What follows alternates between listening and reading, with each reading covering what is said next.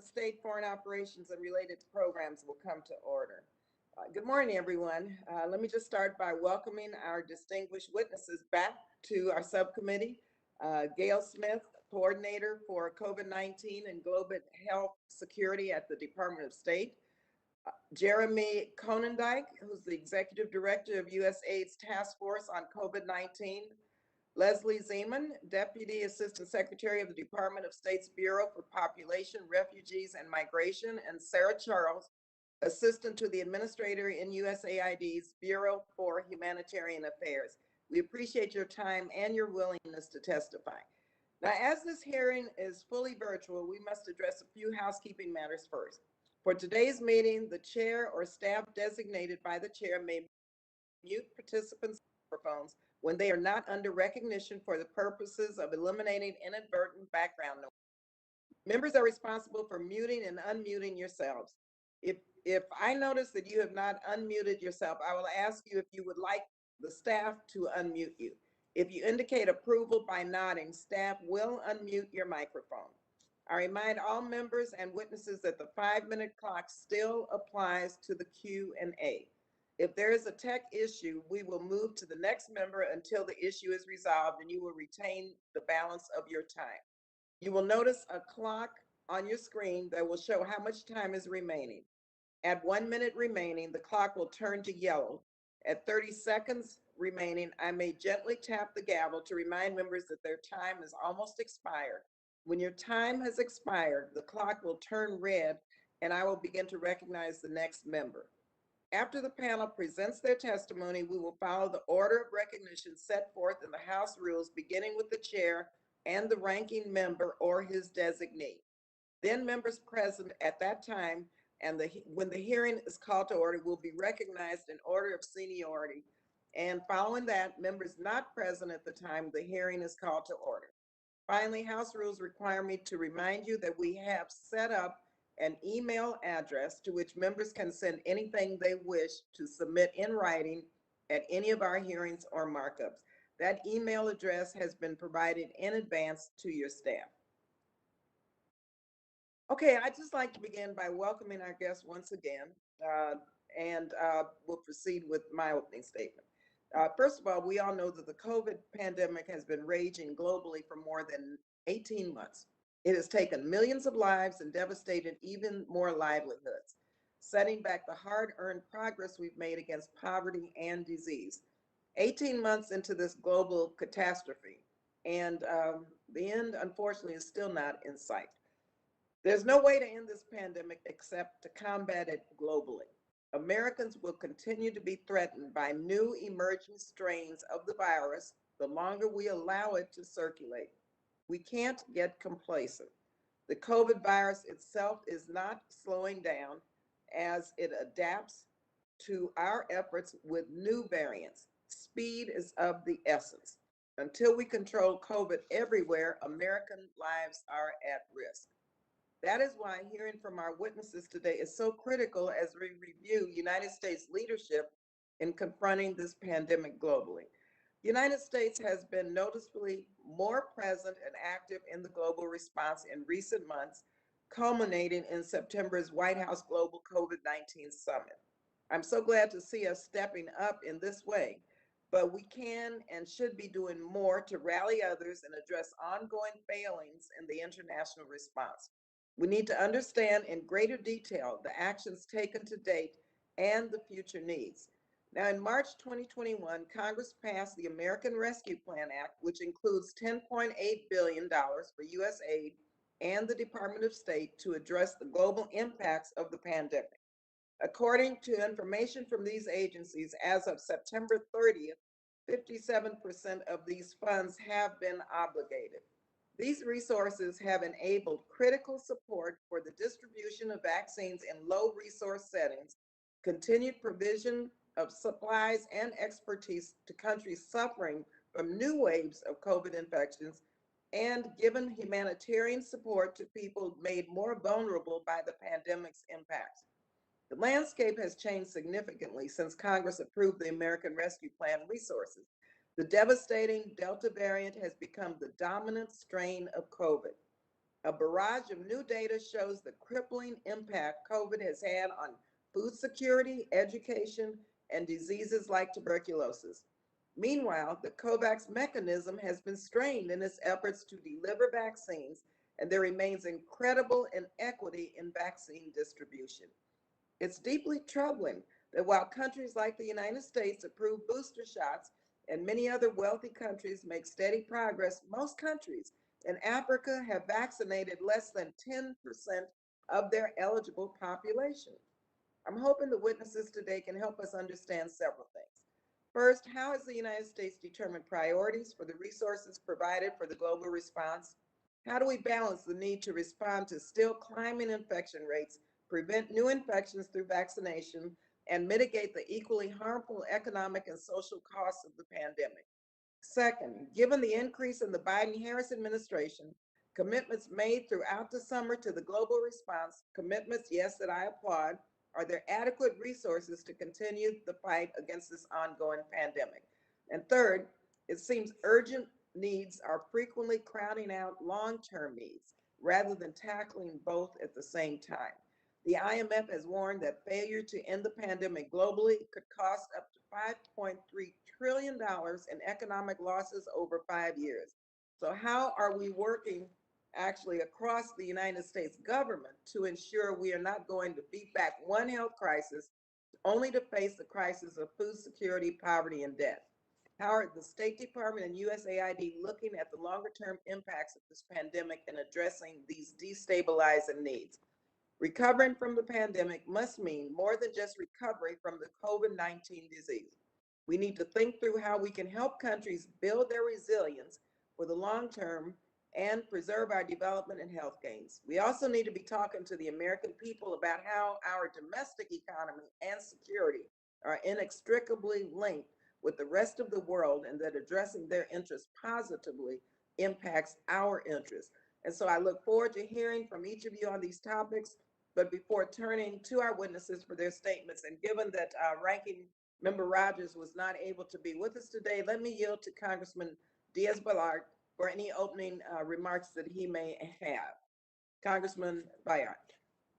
Madam Chairwoman, thank you very much. And like you, let me first start by thanking the witnesses today. I look forward to hearing from them. I think you've spoken clearly about some of the concerns that we all have. I particularly remain concerned about China's active COVID-related so-called assistance programs globally. No secret that China is using COVID-19 and the vaccine of COVID-19 to pressure our allies around the planet, and including here in our own hemisphere. So China continues to use that, however, not to help countries, but to coerce other countries to conform to its foreign policy priorities. So I look forward to hearing a little bit also about how we're doing vis-a-vis China. Are we competitive with their efforts, and what you are seeing out there in the world as far as China's aggressive activity and activism using COVID as a way for them to get their foreign policy taken care of. So again, Madam Chairwoman, I thank you for this hearing, and I look forward to listening to our witnesses. And with that, I will yield back. Thank you very much. Let me ask if our Chairwoman, Chair DeLauro, is on. If so, would she like to have any comments? Hi, Chairwoman DeLauro. I see you now. Can you? Yes. Thank you so much, Madam Chair. I'm delighted to be with you today and with the committee. It's an important hearing, and I want to say a thank you to the witnesses who are testifying. And even as we have turned a corner with COVID-19 in the U.S., as you pointed out, it is far from over across the globe. Infections are rising in 55 countries. COVID-19 vaccines have been widely available in more developed countries for more than 10 months. Disparities in vaccine access between wealthy and developing countries has meant that even as some of us here are receiving third dose booster shots, many people in lower income countries have not yet received a single dose by some reports. If there is something that we've learned from the pandemic, it is that when one of us suffers, all of us suffer. And when one of us gets sick, we all get sick. John Donne famously wrote in 1624 during another global pandemic, "No one is an island." Anyone's death diminishes all of us because we are all involved in mankind. It is not just our moral imperative to care for those around us. It is the only way to keep ourselves and our own communities safe. So I'm glad that the United States, under the leadership of President Biden, has purchased 1 billion Pfizer doses and donated 100 million vaccine doses from the U.S. stockpile to allocate through the global COVID-19 vaccine collaboration known as COVAX. And I am proud of the 200 million of these COVID-19 vaccines have already been delivered to more than 100 countries around the world. However, there is still much work to be done to support our partners around the world as they fight COVID-19. The United States has to play a leadership role in ending the virus's uncontrolled spread in the world's less developed countries. We need to enhance equitable access to vaccines across the world, making tests, therapeutics, personal protective equipment more widely available. We need to begin the work now to prevent future pandemics by aligning around common global targets, tracking progress, and supporting one another in fulfilling our commitments. I also want to add a note that given that the United States has so heavily invested in the development and the production of the vaccines, that I think it's critical that our pharmaceutical companies work to speed up the production, are actively engaged and involved with assisting countries in allowing countries to of what we did with the waiver at the TRIPS meeting, was to the TRIPS summit, is to allow a waiver so that those countries who can manufacture would be able to manufacture these vaccines, and that we provide the technical assistance for them to be able to deliver them. I think that is just a moral responsibility that we have. So I'm grateful to our witnesses for joining us today to detail actions we have taken thus far, to tell us more about their future needs. I look forward to hearing more from you about the strategies that we can use to distribute these vaccines as efficiently and as equitably as possible. Because ultimately, if we fail to bring the virus under control in every corner of the world, then we must not ask for whom the bell tolls. It will toll for all of us. With that, let me say thank you to Chairwoman Lee, to Ranking Member Rogers, and others of the committee, and I yield back. Thank you very much, Madam Chair. Now I would like to yield to, if Representative our ranking member Granger is with us. If not, let me now yield to our witnesses. Ms. Smith, Mr. Kodendijk, Ms. Zeman, and Ms. Charles. If you could summarize your oral statement in less than 5 minutes. I want to make sure that we leave enough time to get our questions. Your full statement, of course, will be included in the record. After your testimony, I'll be calling on members based on seniority of the members that were present when the hearing was called to order, alternating between majority and minority leaders. I'll then recognize any remaining members in the order of their appearance. Each member is asked to keep their questions to within 5 minutes per round. Ms. Smith, please proceed. Thank you so much, Chairwoman Lee and Congressman Diaz-Balart, and also Chairwoman DeLauro. It's a pleasure to see all of you and all the distinguished members of the committee. We're quite pleased to be back with you. I think we've got some good things to report, but that we agree with many of the challenges you've set out in your opening remarks. You do have my written testimony, so let me just summarize on 3 fronts where we are and some of the challenges we face and how we plan to go after them. First is on ramping up the U.S. global response. Since we last met and supported very strongly, and thank you for that, by the American Rescue Plan, we have been able to dramatically increase the scale, scope, and impact of our own response. Chairwoman DeLauro, you mentioned that we had crossed the threshold of sharing over 200 million vaccines to over 100 countries. As soon as we announced that, the number was 210 million, then 215 million. In other words, we are going out on almost a daily basis with shipments. And what we're starting to see is 2 things. One is increasing global coverage, and the second is the beginnings of more robust vaccine uptake in many parts of the world. A couple of other things on the vaccine front I do want to mention. we announced yesterday that we have been able to facilitate a deal between Moderna and the African Union for the African Union to buy additional doses from Moderna. It's 50 million with an additional 60 million as an option. The reason that's important, we know that vaccine coverage in Africa is the lowest in the world, but B, and importantly, the African Union asked us to meet them halfway. They organized themselves to purchase half of the continent's vaccine requirements, are now rolling out J&J doses that they paid for. So we are both sharing doses with them as well as facilitating their efforts to procure them. Additionally, the Pfizer doses, with the president having announced an additional 500 million doses at the summit in September, bringing us to a total of 1 billion, are rolling out. These are designated for what's called the 92 AMC countries and the African Union, because there are 8 countries in Africa that are not in COVAX, targeted towards low and low middle income countries. Those are rolling out now in tranches sufficient to allow us to work with countries to make sure they've got the uptake and all the systems in place, and then accelerate the flow on a monthly basis. As you know, the DFC continues, and the acting head of the DFC, Dave Marchek, has just returned from an overseas trip to identify additional places where we can make investments, as we have in India and the Aspen pharmaceutical plant in South Africa, which has already increased its dose levels. Finally, on the vaccine front, we are really trying to get our partners to accelerate the delivery of vaccines. Out of the G20 or the G7 summit, and since that time, we've had robust commitments, particularly from the UK and the European Union. We're very pleased about that.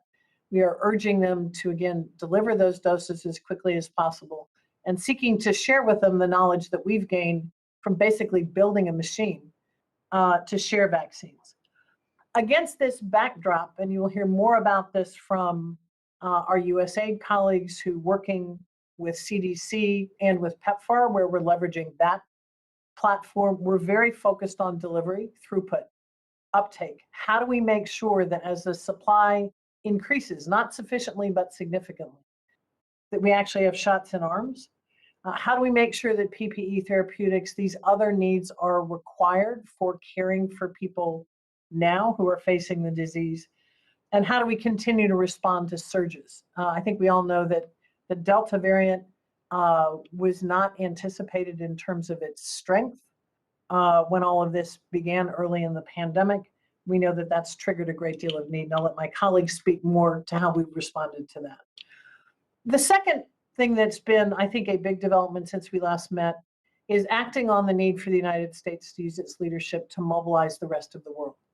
I wish I could say that the entire world was lined up exactly where it needs to be, arm in arm, totally committed to doing everything that needs to be done. That's not the case, and that's why it's critically important that President Biden convened heads of state in September. I will share with you that other than a virtual meeting of the G7 leaders shortly after he came into office, this was the first convening of heads of state on this pandemic. And it was extremely important to do several things. One, we laid down some markers, in part by the robust nature of our own response and our own announcement to do more there, but also by setting ambitious targets. We know what it's going to take to end this pandemic. We decided we needed to put those targets out there, but also, and importantly, measure our progress against them. So we've been working with ACT-A, the suite of organizations you all know well, the Global Fund, COVAX, WHO, CEPI, and others, but also with what's called the Multilateral Task Force. This is the heads of the World Bank, IMF, WHO, and WTO, to make sure that collectively we can track the world's progress against these targets, hold ourselves and others available, and measure constantly where we are and where we need to be. Another goal of the summit was to create some momentum. We could have convened a summit, had it be very successful, and then just reverted back. What we've decided to do instead was generate the momentum that's needed. So we had the summit, the G20 summit is upon us now. In November, the Secretary of State will convene foreign ministers. Again, this is the first convening of foreign ministers to mobilize the political and other capital we need from them. In December, we anticipate a G7 meeting on vaccines hosted by the UK, and there will be another summit after the first of the year. These action forcing events allow us to drive others and ourselves towards key targets. So we really think it's vital. Also, and importantly, the summit and these other events aren't just about governments. We've engaged the private sector extensively. We think there's a real possibility of additional significant support from there, particularly on vaccine delivery, foundations, and NGOs. Finally, the third point I'd just like to refer to is the long-term global health security. I'm seeing my clock, and I will simply say I'll come back to this in Q&A. But we believe and are laying down some markers now because we can't wait till we've ended this pandemic to lay the ground for preparation for the future. Happy to say more about that, but let me revert to and return to my colleagues. Thank you. Thank you very much, Ms. Smith. Let me ask now Mr. Konendijk to please proceed. Thank you so much, Chairwoman Lee, Representative Diaz-Balart, and Chairwoman DeLauro for the opportunity to testify today about USAID's role in the global COVID-19 response. Chairwoman Lee, your opening statement actually hit so many of the points that I was planning to make. I'm not sure I need to say anything, but I'll make just a few comments. No crisis in our lifetimes, and I've managed many in my career, has matched this pandemic in terms of scope and complexity. It is three overlapping crises: a health crisis, a humanitarian crisis, and an economic and development crisis. Each of those historic in their own right, unprecedented in scale, and each of them hitting at the exact same time. Thanks to Congress's generosity, as Gail also referenced, USAID has been able to expand our response to these crises, and we have now provided pandemic aid to more than 120 countries, totaling more than $9 billion in resources.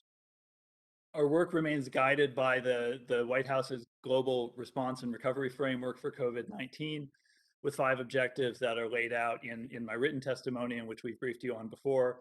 That framework also provided the foundation for the commitments that President Biden laid out and the targets that he laid out at the summit that Gail just discussed. That we focused that in line with our strategy on vaccinating the world, on saving lives now, all of the things beyond vaccination, things like oxygen and testing and so on, that are critical to the frontline health response, and to building back better against future pandemics. But as you said in your opening, Chairwoman, the world has been changing since the ARP was passed. And the evolution of the pandemic and the risks it has posed has also forced adaptation in how we are responding. And I want to just cite a few of the specific ways here. First, we have seen enormous challenges with global vaccine supply, and much slower than expected and slower than hoped for production of vaccines, particularly some of the key vaccines that were expected to be the frontline vaccines for low-income countries. And that slow delivery is due to a few things. It's due to very tight supply chains for global vaccine inputs. In effect, what the world is trying to do is produce an extra 11 or more billion vaccines on top of an architecture that is normally built to produce 5 billion doses a year. That has also contributed to major production delays at some of the large vaccine manufacturers. The way that those vaccine manufacturers are allocating doses across their different contracts is very opaque. But it does seem that low-income countries and COVAX are consistently at the end of the queue there. And then there have been export restrictions, particularly some of the export restrictions put in place by India that have taken a lot of Indian production off the table for the rest of the world. The administration has responded to this, as you know, by ramping up our own sharing of vaccines abroad. And so we have up till now shared more than 200 million doses total, on track towards 1.2 billion planned, which will be 1 billion doses that we are committed to purchasing from Pfizer for global distribution, as well as plans to share a total of 200 million surplus doses from our own domestic supply. The second major change has been that country vaccination costs are rising, and the complexity is growing. And so we are finding a lot of variation in country readiness for distribution of vaccines. And the complexity in particular of the Pfizer vaccine, which is a phenomenally effective vaccine, but has more complex and onerous handling and cost requirements, has added to the ticket price there, as it were. And third, as I think as others have discussed, the Delta variant has greatly magnified global risks. We have been responding to more and worse hotspots than had been the case previously. I think everyone tracked the crisis in India in the spring, but we've seen those kinds of conditions on other scales in many other countries, and so that has placed an additional burden on our budget. And the net outcome of all of this is that as this race between the vaccines, our other response, and the variants continues, we are running through our resources very quickly. Of the ARP funds that have been made available to USAID, we expect to have not more than around $250 million left as we head into next year. And next year will be the most operationally intensive phase of the response as we work to roll out vaccines globally to hit the 70% global coverage target. So we look forward to your questions. We're very glad that Congress continues to focus on this issue, and we are grateful for your support. Thank you. Thank you very much, Mr. Kolendijk. Now I would like to ask Ms. Zeman to proceed with your testimony. Thank you again. Thank you. Chairwoman Lee, Congressman Diaz-Balart, Chairwoman DeLauro, distinguished members of the subcommittee, it is an honor to appear before you today.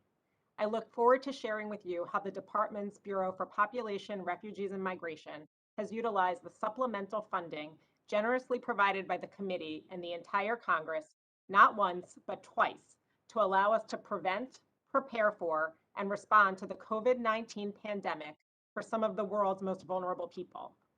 As you noted, the existence of COVID-19 anywhere is a threat to global health and security everywhere, and the ARP resources have allowed PRM to focus on mitigating COVID-19 among those most often overlooked.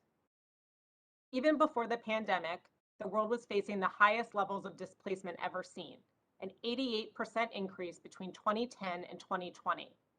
Those displaced are regularly without health care and have risked going untested and untreated for COVID-19. Further, they faced immediate and profound economic, education, social, and mental health impacts. PRM's international organization partners rapidly issued emergency appeals that moved from immediate COVID-19 prevention and case management support to sustaining education, responding to alarming spikes in gender-based violence, expanding mental health support, and sustaining livelihoods.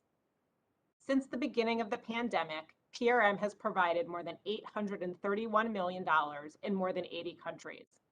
Through the ARP funding, our partners are providing essential healthcare, clean water, sanitation, shelter, protection, and last-mile COVID-19 vaccination efforts.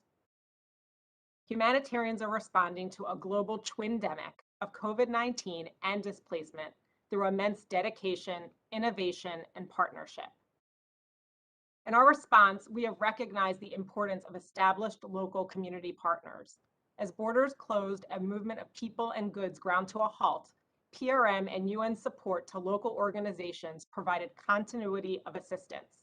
The trust local organizations built allowed them to quickly implement an unprecedented response, even when asking people to take very difficult steps to mitigate the spread of the disease. As a result, with the ARP funds, we have prioritized increasing direct programming to our NGO partners.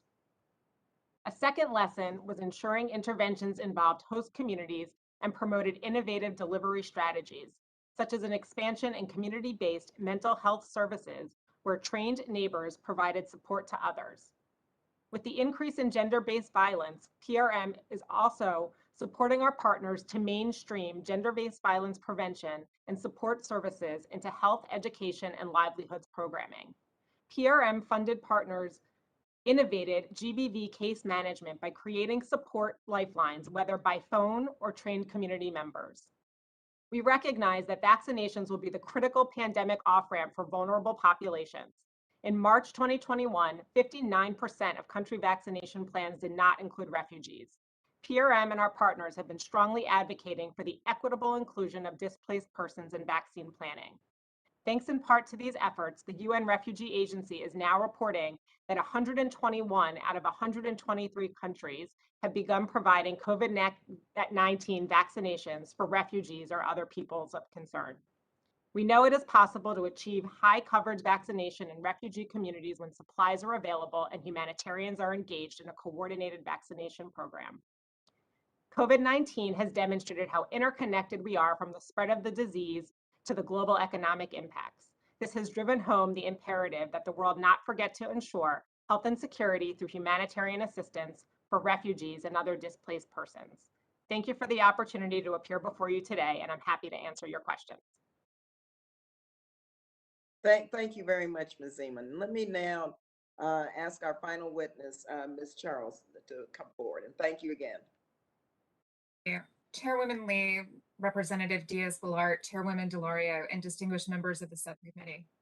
Thank you for the opportunity to testify about the U.S. Agency for International Development's humanitarian response to the COVID-19 pandemic.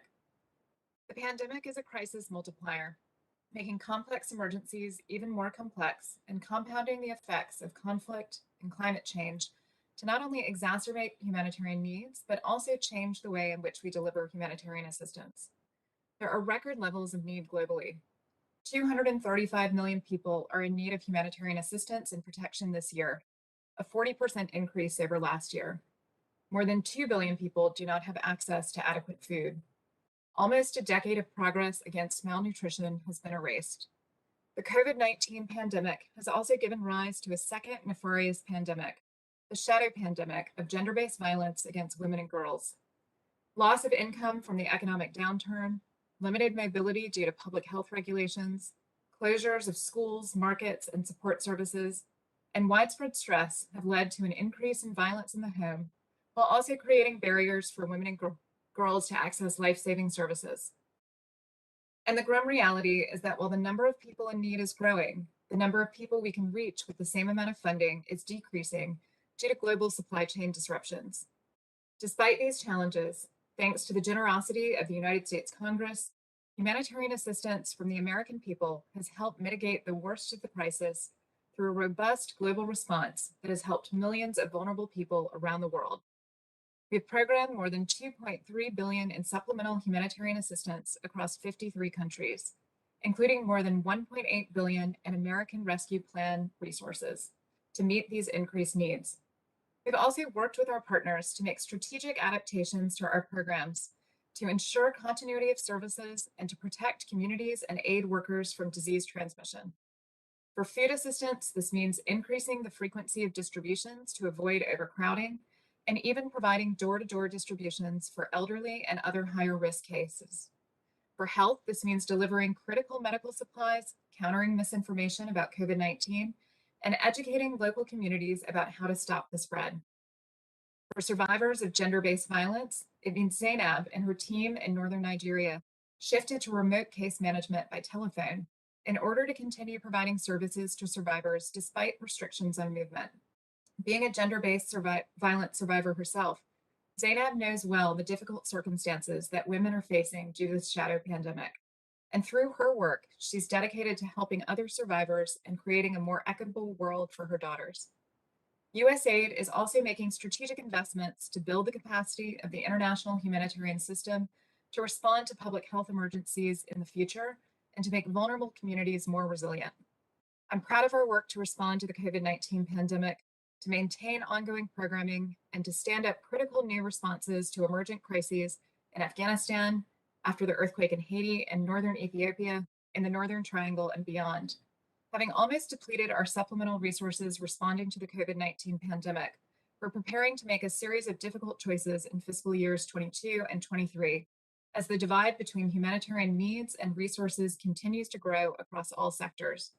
Our work is needed now more than ever. Going forward, the international community must continue to work together to scale up services, adapt and innovate programming, and prepare for future outbreaks in humanitarian settings. Thank you again for the opportunity to testify. I look forward to your questions. Thank you very much, Ms. Charles. Let me go straight into the questions now, and I'll be very brief with mine because many of my questions I asked in my opening statement. So I'd just like to ask Ms. Smith, you know, the question about the United States using its power of influence to get greater action from other donors, including the private sector, especially pharmaceutical companies and international bodies such as the World Bank. Thank you, Congresswoman. Look, this is absolutely critical, and I think we know from all of our work over the last decades that when we step up and lead, other countries follow, but also, quite frankly, that we can use our leadership and the resources that we put on the table to leverage those from others. So that's what we have been doing on a number of fronts. I think with our key partner countries that are also major donors, we are working aggressively with them to encourage that they increase some of their numbers. We are very fortunate to have had ARP resources, but we want to see increased resources from them. And as I said earlier, to accelerate the flow of their surplus vaccines. We really need that to speed up. We're getting some traction on that, including through the summit and these other action forcing events. As I referenced, our conversations with the private sector, I think have been of a very different nature than I've ever seen. I've been in this work for a long time, where we urge them to respond at scale and systemically. In other words, are there ways they can come together? Those discussions are very, very fruitful. And we're hoping in the not too distant future we'll have more to say about that. But it's been a very serious, in-depth discussion there. We've seen American foundations step up, but also importantly, and we've discussed this with them, reaching out to other philanthropies around the world so that we are leveraging both from the public sector and the private sector. Our engagement with the vaccine manufacturers is extensive. Importantly, at the summit, we called for greater transparency in supply, production, and availability of vaccines, because one of the challenges we face is being able to plan out 1 quarter, 2 quarters, and know what we're dealing with. Much of that engagement is led by the White House Task Force that has led on the US response. And again, I think we are having impact there, but those are all relationships that we're going to have to continue to engage on. Thank you. So it's a big priority across the board. I will now yield to Mr. Diaz-Balart. Madam Chairwoman, thank you very much. Again, let me thank all of you for what you do and your service to our country. And I know that you have difficult tasks. I do want to kind of my very short opening remark, I talked a lot about China and about my concern about China. And even though I think summits can be positive, summits are not a solution, or summits are not a victory. You know, the historic Abrams Accords took place without summits. China hasn't had a lot of summits, and yet they're being very, very aggressive. The vaccines were produced in the United States in less than a year without summits. They were produced by just, hard work and a lot of behind the scenes pressure and hard work. So I'm a little concerned that I've heard a lot about summits. But even though some good numbers were posted, and I think that's helpful and that's great, I still haven't heard anything about the contrast between what we've been able to do and what China has been able to do. And so if somebody wants to give me an idea as to how we're doing vis-a-vis what China has been doing, I think would be very helpful. Sure. May I? And my colleague Jeremy may want to add to this. Congressman, I agree with you. Summits are a means to an end, not the end in themselves. And we clearly saw the summit as a means to an end. And these other events we see in the same way because they are action forcing events. With respect to China, you're absolutely right that China has been very aggressive, very assertive, and quite frankly, a bit transactional with respect to vaccines. What we have found at a very practical level is that, number one, the demand for the vaccines that we can make available, Moderna, Pfizer, J&J, are extremely high. There's a great level of confidence. So that's number one. Number two, we have found that because our posture with vaccines is that these do not come with political strings. In other words, we are not saying that we will provide you vaccines if you will do A, B, or C. We are saying that these vaccines are tools to end a pandemic that threatens all of us, and we're taking the lead in the world to get everybody vaccinated. That resonates with people. I think it resonates with citizens. It resonates with governments who are looking for vaccines for the same reason. So I think part of what we have done is we're not going to compete on the same terms. We're not going to use this as a chess game. We are going to stand on some fundamental principles. Number one, that these are not political tools. This is acting on our values and our collective and national self-interest.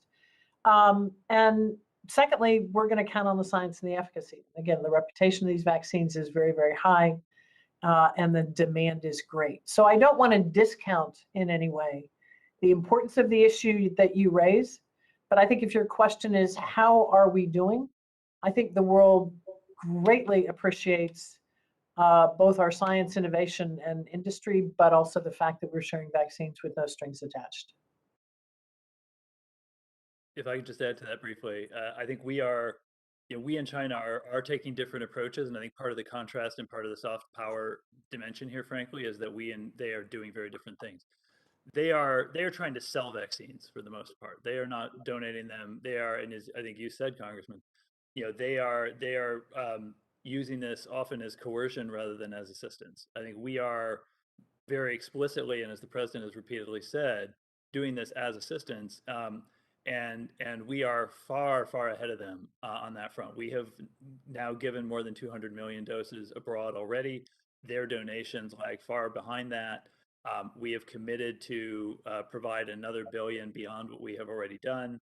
And I think the feedback we get from countries, frankly, is that they prefer the vaccines that we are providing and want more of them. And I think that as we are making more of our vaccines available, which countries generally prefer, that also limits the room, frankly, for China to exert coercive tactics, because countries have a choice. And when countries have a choice, we're seeing consistently they would prefer to choose the vaccines that are coming through COVAX and from the US. Great, Madam Chairwoman. I only have less than half a minute, so I will yield back. Thank you so much. Okay, thank you very much. I'll yield now to the chair of the Appropriations Committee, Congresswoman, Chairwoman Roosevelt. Okay, thank you so much, Madam Chair and Congressman Diaz-Balart.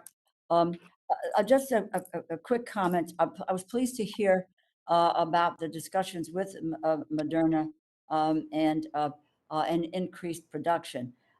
However, I think what we need to do, clearly, because there simply isn't enough vaccine being made by the pharmaceutical companies, but I'm also very concerned about what I view, and I'll be clear about this, they're exploiting intellectual property, their monopolies on intellectual property by refusing to negotiate with other the capable manufacturers around the world. That's something that I think that we have to that we have to address.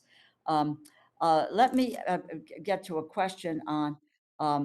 I do have a question on why our emphasis is on donation versus production, but let me just do this. This is about surplus doses. The administration's estimate of surplus doses by the end of 2021. Are we going to donate these? If not, why not? What steps are we going to take if we were to donate some or all of these doses? And do we have a plan for shipping vaccine doses that are close to expiring to countries that are desperate for vaccines? I'm happy to take a start at that and then hand over to my USAID colleague. Thank you, Congresswoman, for those questions. And I'm not sure I would state it as that donation is prioritized over production. We are trying to do both. So, for example, the DFC investment in Aspen is a little bit of a twofer. It increases production over the long term, which is critical, but it also increases production in the urgency of now, where we're trying urgently to contain this virus. We very much agree that long-term investment for the kind of architecture that we need, where we've got more geographical distribution, more availability and access to vaccines, is absolutely critical. And that's one of the things we're looking at. Yes, these surplus doses are donated. And in addition to the surplus doses from our stock are the 1 billion Pfizer doses, which the United States paid for and is donating to COVAX. So we are not getting into the business of offering to sell, for example, surplus doses or those Pfizer doses to low and lower middle income countries. Those are absolutely donated. Second, we have had to build a bit of a machine to be able to deliver those. There are a lot of regulatory, legal, logistical, and other hurdles that must be gone through on our end and on the receiving country's end.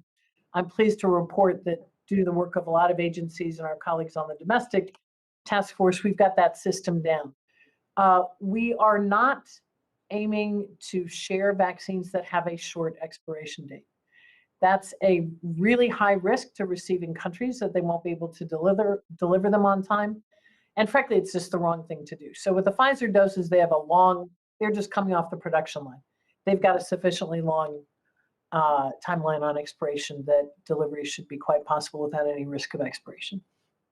Thank you. And what we're seeing from our colleagues on the domestic side, and we're coordinating very closely with them, is that very consistently, as they are receiving the deliveries from the manufacturers, if those are surplus to the point in time domestic requirements or anticipated domestic requirements, they are turning around and donating those.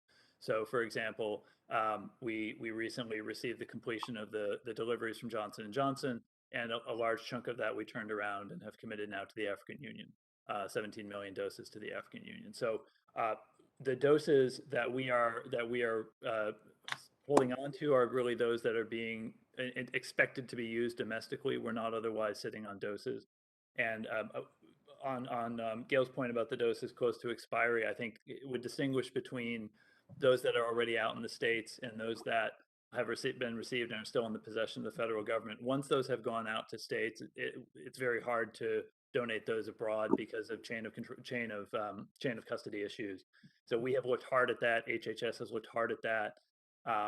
We defer to HHS on this, but so far they haven't found a reliably safe way to do that, unfortunately. Just a couple comments with the remaining time that I have is that I will go back to the intellectual property monopolies that these pharmaceutical companies have and their refusal to negotiate with other capable manufacturers around the world. That is an issue that has to be addressed if we really are going to make a difference in fostering a humanitarian effort here. And that we have to break the back of. The final point is, do we know what will the administration do to deliver a final waiver deal by November 30th at the WTO ministerial? U.S. has supported it, but it's down to Germany, the UK, and Switzerland versus the rest of the world on this. Do we know what? Yeah, I would refer you to USTR on this in terms of the very latest. As you know, these negotiations are happening in real time, and you and I've discussed this before. I can assure you that on USTR's part, the State Department's part, and others of us, we've been actively working with other countries to see what progress we can achieve. But USTR will have the latest on that because it's all happening in real time right now. Okay, and the continued effort with the pharmaceutical companies. Yes. Moderna would not have been able to provide the vaccine unless there had been over about $10 billion of U.S. taxpayers' dollars to produce that vaccine. Mm-hmm. Thank you. Thank you. No, thank you. Yeah, appreciate it. Thank you. Okay, thank you, Madam Chair. Now I yield now to Mr. Rushenthaler. Thank you, Chairwoman Lee. I appreciate it. And I'd like to echo the sentiments of my good friend, Mario Diaz-Balart, when he said thank you to the witnesses for not only being here, but for all the hard work you do every day and everything you do for everybody. I do want to focus, though, on some funding, of course. Now, just so you know, in May, when Administrator Samantha Power was here and testified, I asked a few questions regarding the COVID-19 pandemic and specifically funding that was going to the Wuhan Institute of Virology. The administrator told me she'd only been on the job for a few weeks. I get that. I was told that she'd get back to me. I'd get my questions. We're 5 months past that. I still have gotten zero answers from any of my questions. Now, in that time, we do know that information has come out that confirmed what I said in May of 2020. And that said, the Wuhan Institute of Virology was likely the epicenter and the start of the COVID-19 pandemic, that EcoHealth Alliance was sending money to the Wuhan Institute of Virology to do gain-of-function research. Dr. Fauci testified just a few months ago that the NIH has, and I quote him, has not ever and does not now fund gain-of-function research in the Wuhan Institute of Virology, end quote. No, look, we can have a discussion on gain-of-function research, where it should be done, if it's appropriate, totally separate discussion on that. But I just want to repeat to the witnesses the questions that I had asked Administrator Power a few months ago. Mr. Kundendijk, is U.S. aid currently funding authorized or unauthorized gain of function research. Mr. Conondike, I'll yield to you, and then I'll go to Ms. Charles. Thanks. Yeah, and I can handle that one. It's not under Assistant Administrator Charles's remit. So just to be very clear, USAID does not approve through its funding dual use or gain of function studies to increase infectivity, transmissibility, or lethality of viruses. Thank you. I appreciate the crisp, clear response, and I'm not trying to be snarky when I say that. Truly, I appreciate it. Then does the Biden administration support the decision from the last administration then to end U.S. aid activities in China beyond WIV? I mean, just all U.S. aid activities in China. So we have not. We have. On the broader China question, I think it'd probably be. I can't really speak beyond the health and the COVID space in my current role, so I defer to some of my colleagues in the Asia Bureau about whether there are other things that they would advise we should be doing in terms of development cooperation with China. I think there are potentially arguments for that. I can say that with respect to our global health security investments, we have not made any additional global health security investments and funding in China, whether to the WIV or elsewhere. And I think that as a general rule, the administration has been very clear that we expect to see greater transparency and greater accountability from China. And there are a number of questions that we want answered that the president has talked about, and that others in the administration have talked about in terms of greater transparency on the track record of that lab. So I think at this point, well, I can't say we definitely would not. I don't want to rule out every circumstance. We are not currently, and I think we'll stay on that course for the time being.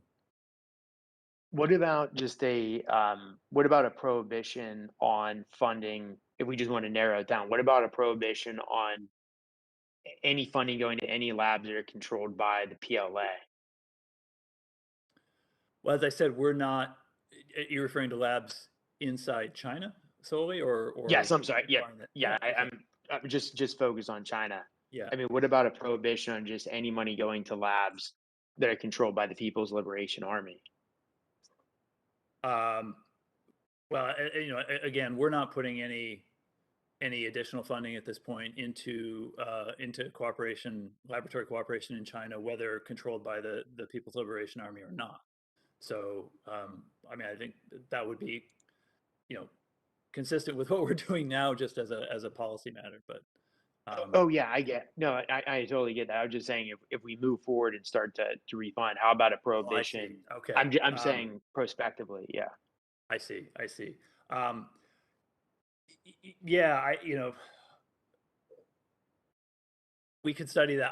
I don't have it's kind of a speculative answer, and depending on what parameters would we put onto something that if we started doing something we're not doing currently. So it's, but I think in general, what we do want to be sure of is that and some of the new work that we're doing in this area outside of China, under some of our new programs, we have built in new and more robust training and accountability requirements, including detailed biosafety plans and so on from anyone receiving direct or subgranted U.S. funding. And so, any entity that couldn't or wouldn't sign that kind of an agreement wouldn't be eligible for our funding. Thank you, Mr. Conondike, and Madam Chair, thank you for your generosity with the time. Thank you. I yield back. Thank you. I'll yield now to Ms. May. Thank you, Madam Chairwoman, and thank you to all our witnesses for being here and for the important life-saving work you've led throughout this pandemic. Just to follow up a little bit about funding, I appreciate what you just mentioned about some of the transparency standards that have been used. Just wanted to know where international funding has been going in general. How were those decisions made? As of today, how much U.S. government funding has been allocated for the global COVID-19 response? How much of that money is left? When will that money run out? I know that our subcommittee, under the leadership of Chairwoman Lee, appropriated almost $11 billion earlier this year, but we know that this is likely not sufficient to meet the global need, but it was a very important place to start. Gail, do you want to talk to the broad picture and I'll talk to Aid? Sure. I mean, the fact of the matter, and again, I just want to underscore the gratitude that we feel for having those ARP resources, because it's really enabled us to ramp this up with both the financial and other support from all of you. The bulk of that funding, in fact, is either obligated out in the field, planned for, or otherwise designated by the terms of the ARP itself. So, I mean, that's the way to look at it. And our decisions on spending have been guided in the main by the categories and the direction contained in the ARP, which thankfully is very coincident with a very, very smart response.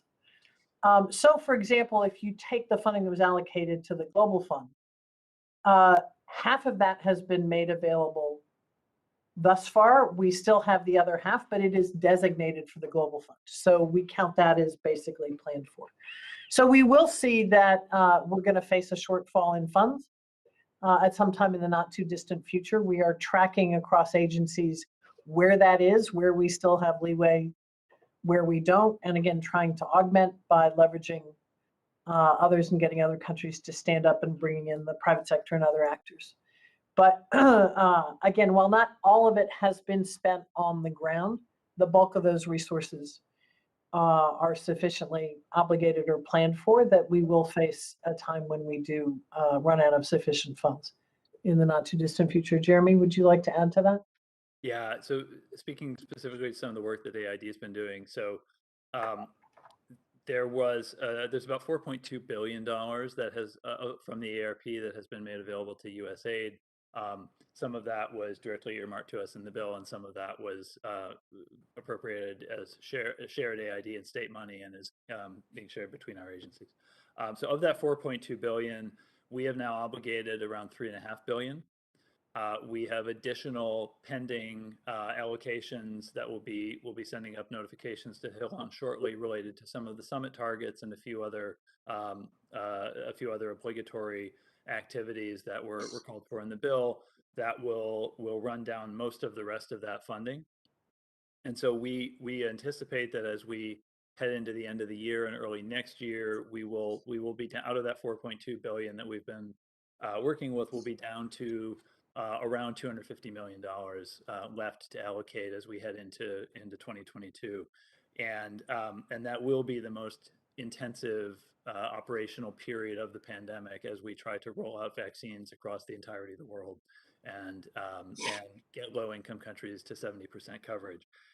Just to give a sense of kind of the scale of what we're up against, some of the targets, the funding targets that were referenced in the President's Summit, we challenged the world to generate up to $10 billion for vaccine readiness and deployment, up to $2 billion to support global oxygen.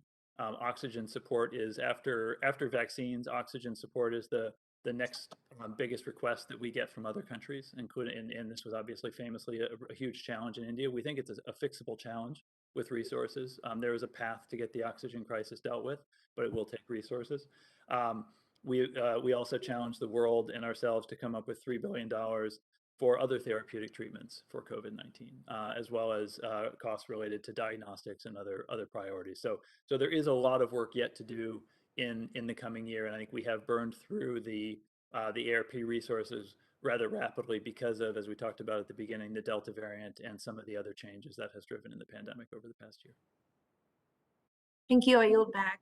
Thank you. Now I will yield to Ms. Wexton. Thank you, Madam Chairwoman, and I also want to add my voice to the chorus of folks on this committee, thanking all the folks who are here today for all the work that you've been doing during the pandemic to help stop the spread and keep people safe. I do want to build on some of the questions from Mr. Diaz-Balart and Mr. Reschenthaler about China, but also about Russia and what they've been doing in terms of spreading their vaccine around. Have you seen them be aggressive about distributing the Sputnik vaccine, and what kind of response have you received from what have you seen from countries about taking it from them? I'll make just a couple comments and again, turn to my colleague to add additional comments. Actually, we've seen relatively little uptake of the Russian vaccine. It has not been approved by WHO, and to most countries that matters because that emergency authorization does give an indication of safety and efficacy. Excuse me, and we've actually seen some countries that had ordered it or planned to use it have now ceased using it out of some concerns of reports on some of the side effects. So there's a great contrast between China and Russia in terms of the push availability of that vaccine, as well as near as we can tell, production of the Sputnik virus is not as high as production of some other vaccines. So that's kind of where it stands on the Russian vaccine. Jeremy, would you like to add anything? Yeah, I mean, the Sputnik vaccine has a very active Twitter account. It doesn't have nearly as active a global distribution. And again, Gail's exactly right. You know, they have dramatically overpromised what they can do. They're not meeting their deliveries, and it's not an emergency use listed vaccine by the WHO. So we're not seeing it, much of an appetite for Sputnik from other countries. And yeah, I think that the Chinese vaccine, Sinovac and Sinopharm, are just much larger factors in the global production landscape. Sputnik isn't really registering in that sense. Well, I want to thank you for providing the perfect segue to my next question, which is that it's my understanding that there's some groups that may be driving disinformation about the efficacy and safety of Western vaccines.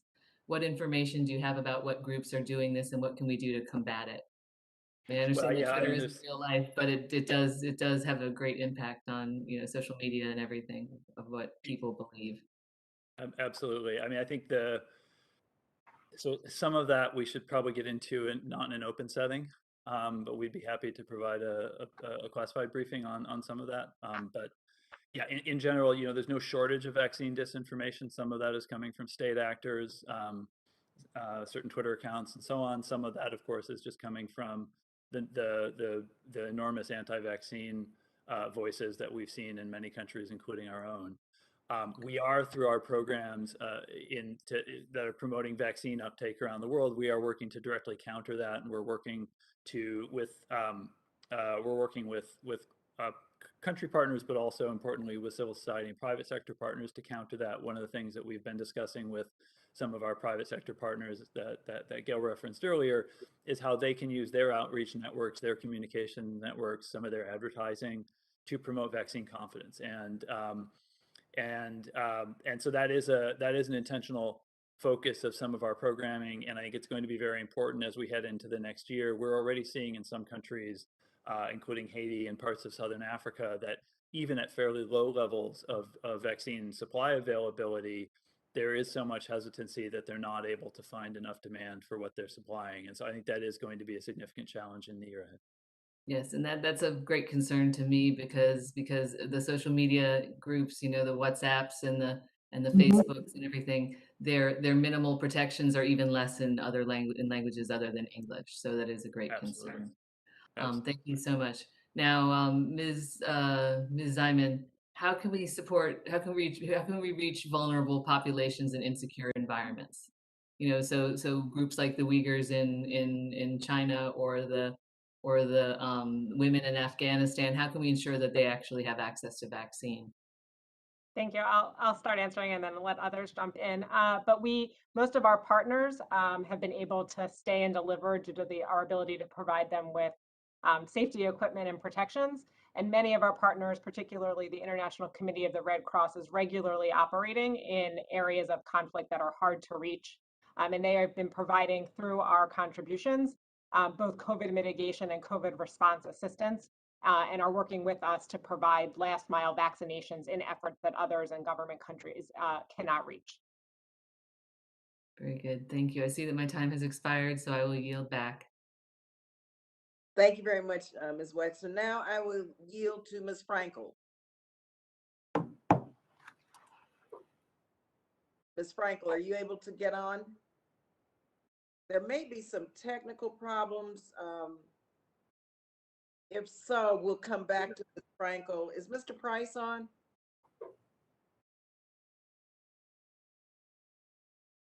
If not, I will yield to Mr. Espaillat.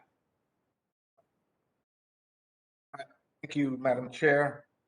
For Jeremy Koenig, the question is, basically in 2020, most Caribbean countries were forced to close down their borders to curb the spread of COVID-19, resulting in a halt to their economy. And many of the economies there are driven by tourism, obviously. This led to a contraction of their economy, estimated at 8.6% of the entire region. And as you know, the Caribbean is the United States' sixth largest trading partner and really our third border. Now, China and others have did very well with Latin America and the Caribbean regarding vaccine distribution. But now we've sort of like turned the page, and there's an opportunity to help rebuild their economies, right? So I wanted to know if you can provide an update first on vaccination efforts in the Caribbean, and what could be our plans to potentially, help them more so that they can get their economies up and running again. Thanks so much for that question. And yeah, absolutely share your assessment of the importance of increasing vaccination in the Caribbean, as well as helping to foster economic recovery.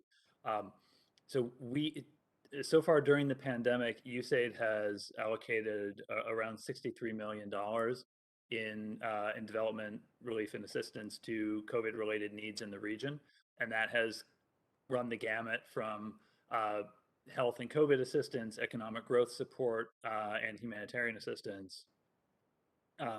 That's 40 million of that has been directly for health assistance related to COVID in countries like Haiti, Jamaica, the DR, and smaller island states in the region. And that's included things like PPE, testing and diagnostic support, training for healthcare workers, and so on.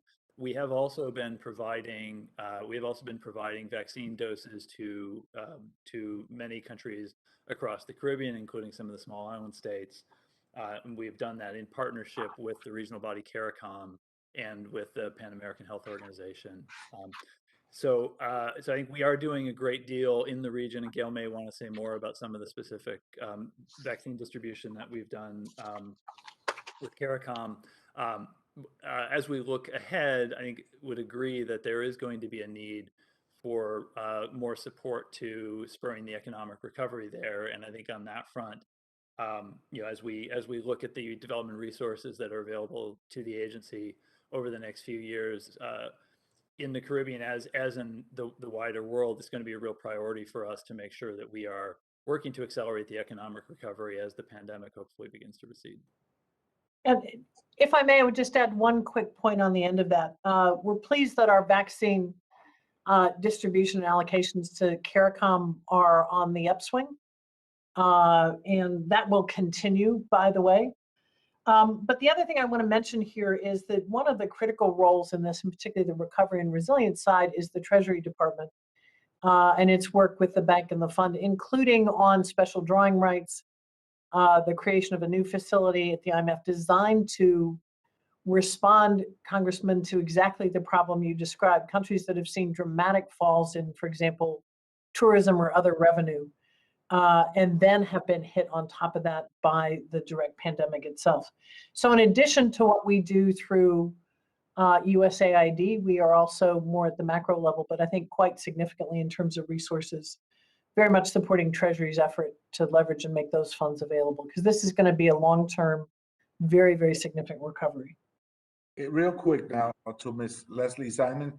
What is being done at the border to help vaccinate asylum seekers, refugees, and immigrants? It seems that we're not doing enough, and as a result, they're wide open to get COVID-19 and spread it. What is the protocol to deal with refugees, asylum seekers, and immigrants at the Del Rio border area? I would have to refer you to CDC and DHS for specifics of vaccinations and COVID mitigation on the US side of the border. However, in Mexico and throughout Central America, the PRM is utilizing its resources through the ARP to provide COVID mitigation and response measures. So again, we're responding to vulnerable migrants in those areas, much like we are throughout the rest of the hemisphere. But you're not sure what happens in the US side of the border. Once an immigrant comes across, what happens with regards to vaccination? So we're currently operating under Title 42 order through CDC. I would note under that there are pathways available for humanitarian needs, and those, and in that process, there is a COVID mitigation processes. But again, I would have to refer you to CDC on more specifics in the US. Thank you, Madam Chair. I yield back. Thank you. Now I will yield to Mr. Price. Thank you, Madam Chairman. Sorry I had to leave the hearing for just a moment. I do want to make note of the various testimony that we've heard this morning about vaccines alone not being enough. Vaccine delivery, the vaccine delivery workforce is such an important element in all this. The COVID summit set this in very ambitious goal of 70% of the world being vaccinated within a year, and there's no way to do that, of course, with vaccine support alone. It's going to have to involve a lot of work to get those vaccines delivered in the parts of the world we're talking about. I want to use my time to raise a question that hasn't been directly raised, but it's, I know, of direct interest to our aid witnesses and to all of us, and that has to do with governance and the relationship between governance in the countries of the world that we're talking about, which is virtually every country, and the interaction between governance and the progress of the pandemic.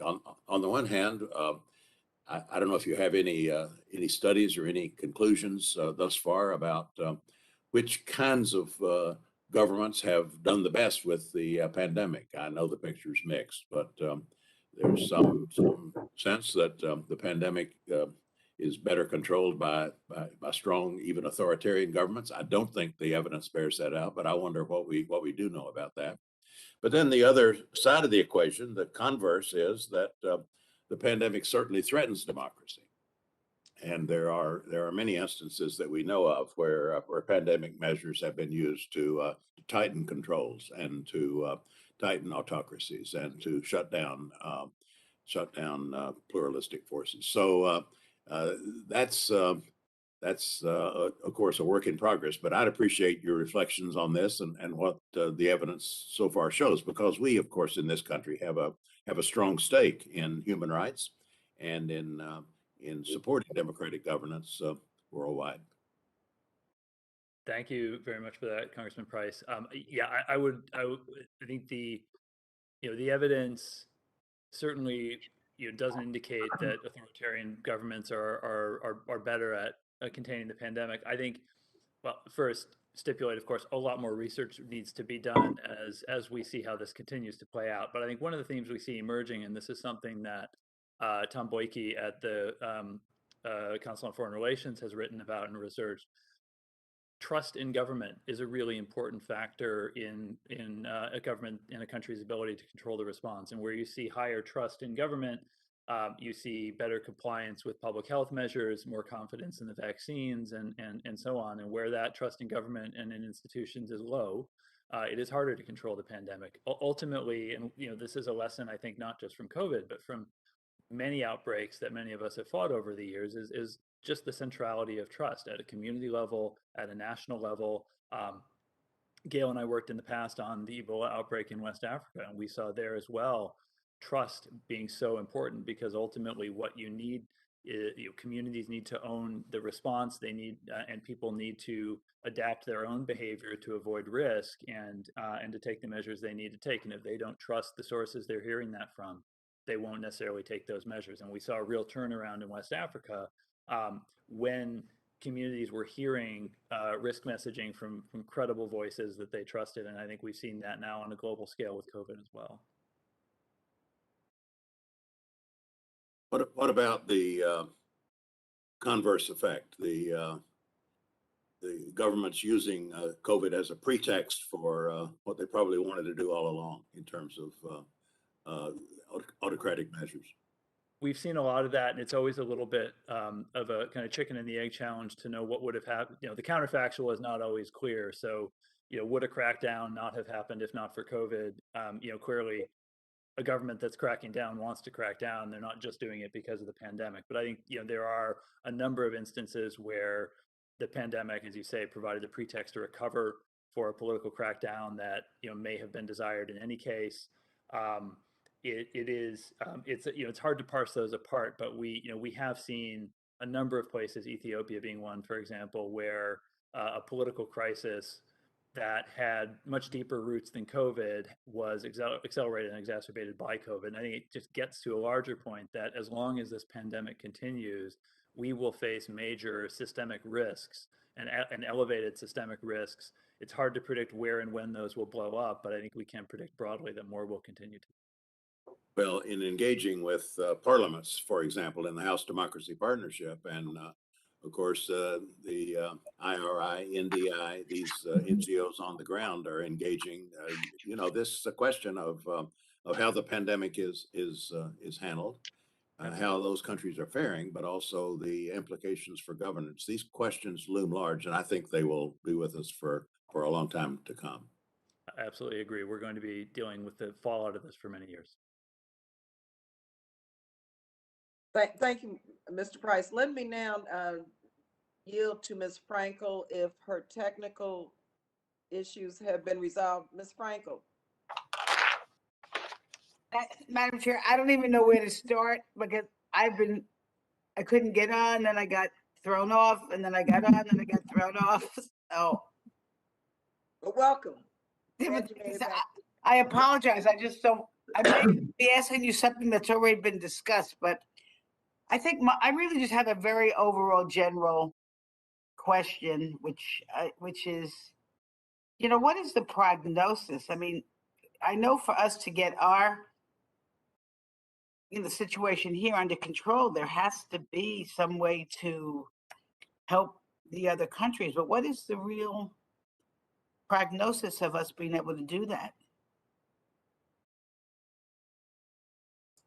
I'm happy to make a comment on that. And I'd like to express my solidarity to the Congresswoman for the experience of being thrown off and on web-based meetings. We all experience it quite a lot.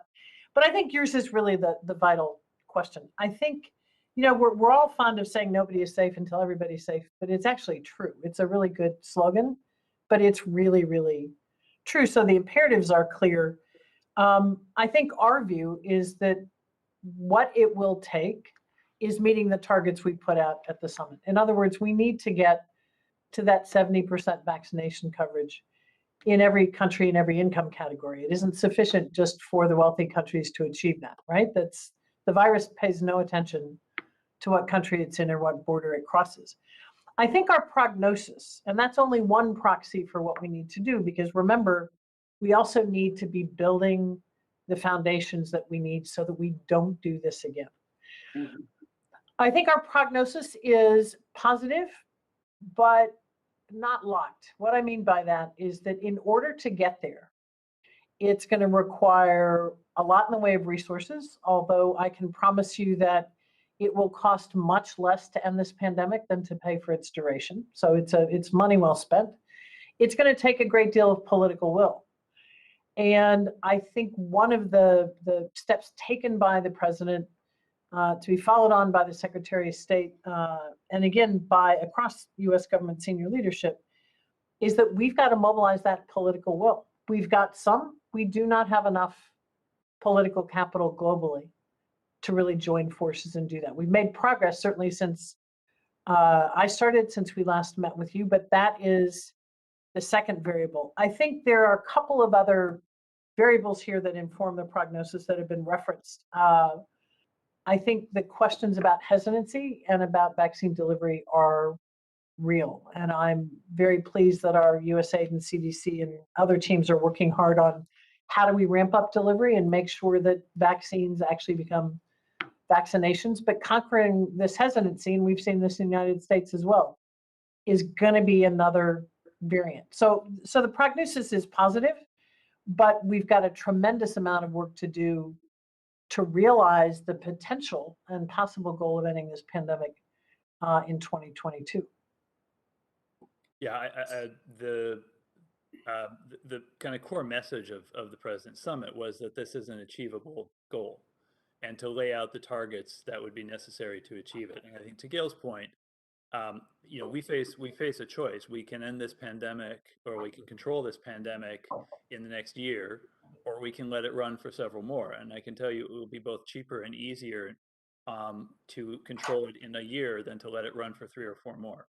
The longer we let this run, the greater the risks. And we have seen, with the Delta variant emerged overseas at a time that it looked like things were on the return to normalcy here in the United States, and it really threw things off course.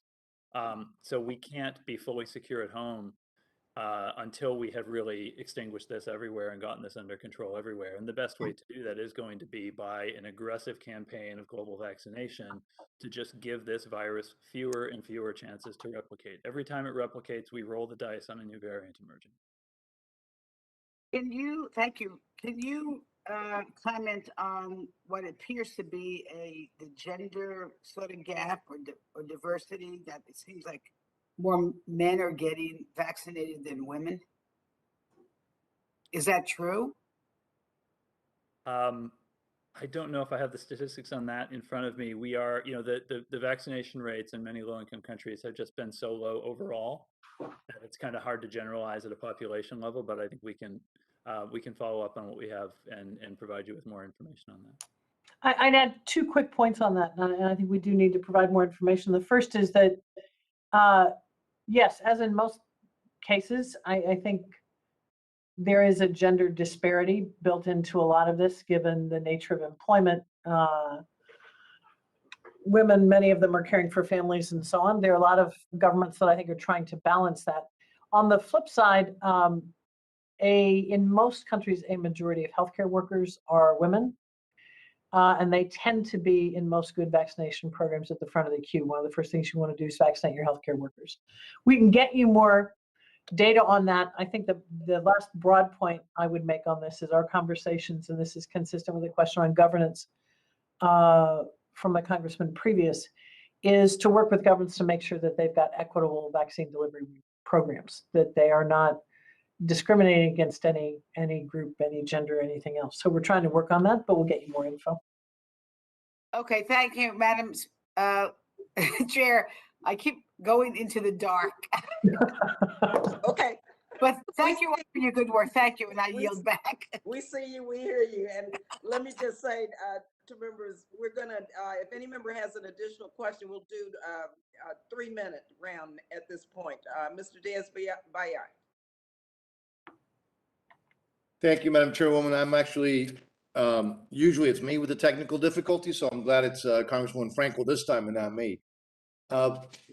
By the way, I thought Congressman Wexton asked a very important question about, how do you deal with some very difficult areas? Let me refer to an area that's not quite as difficult, but that USAID frankly has done, I think, a remarkable job, and that's dealing with the, just this huge inflow of Venezuelans that have fled socialism in Venezuela and now are in Colombia. And so I know that USAID has done a lot of work there. But it'd be great if you can give me a bit of an update as to how the situation is there as far as being able to vaccinate that vulnerable population of Venezuelans that are in Colombia now.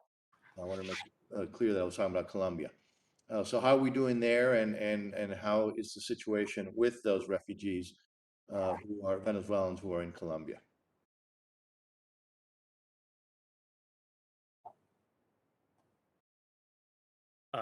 Sarah, do you want to handle that one?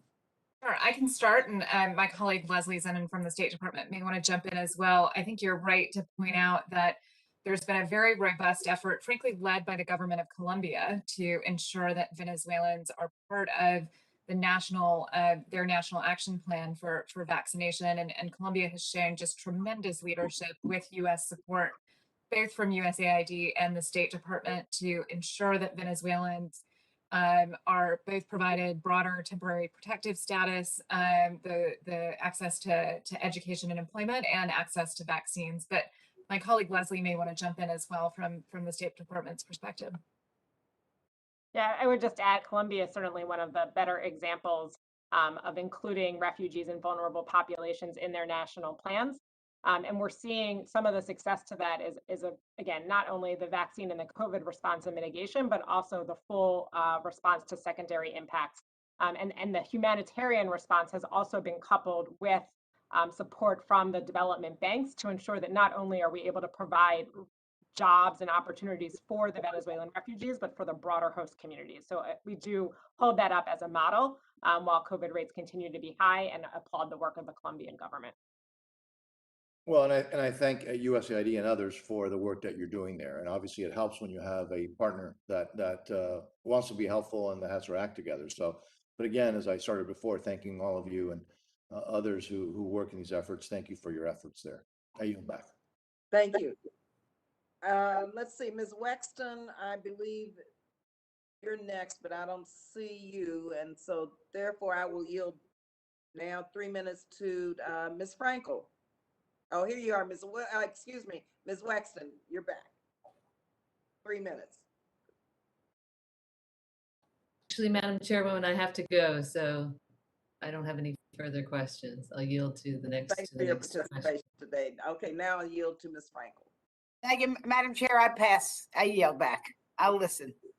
Well, listen, first of all, I think to our witnesses today, first of all, you've heard the questions and the very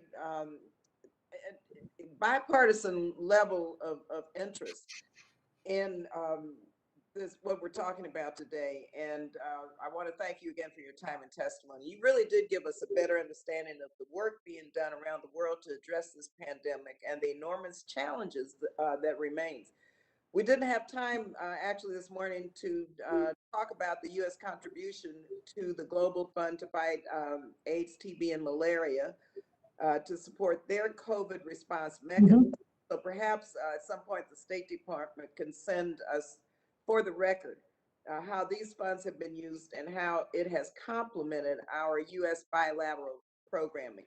So I appreciate the very hard work of the people at the State Department and USAID to address the needs in difficult circumstances. And we look forward to our continuing partnership. You know, you have a willing partner in this committee. And I hope that you continue to keep us apprised of both your progress and your needs, because this really is a matter of life and death, not only for people abroad, but for our own country and really, quite frankly, for the planet. So I just want to thank you. Mr. Diaz-Balart, do you have any closing remarks? No further comments. I thank you, Madam Chairwoman. I yield back. Thank you. So if members have questions they'd like to submit for the record, please submit them to the subcommittee within, I think it's within 7 days. So this concludes today's hearing. The Subcommittee on State, Foreign Operations, and Related Programs stands adjourned. And thank you to the staff.